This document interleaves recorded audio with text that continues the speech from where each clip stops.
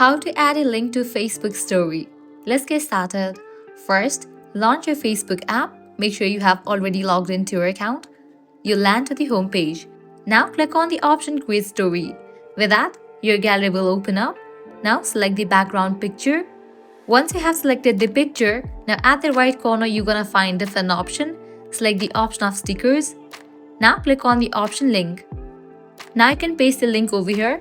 You can head over to any of the website, copy the link and paste it. Likewise, you are also able to add some custom sticker. Then click on add. So this is the link. You can place it anywhere in your story. Then click on share. With that, you have just added a link to your Facebook story. Now whenever someone will click on this link, the person will be directed to the website. So that's a wrap for this video. If this guide helped you out, don't forget to like, share and subscribe to our channel. Thanks for watching.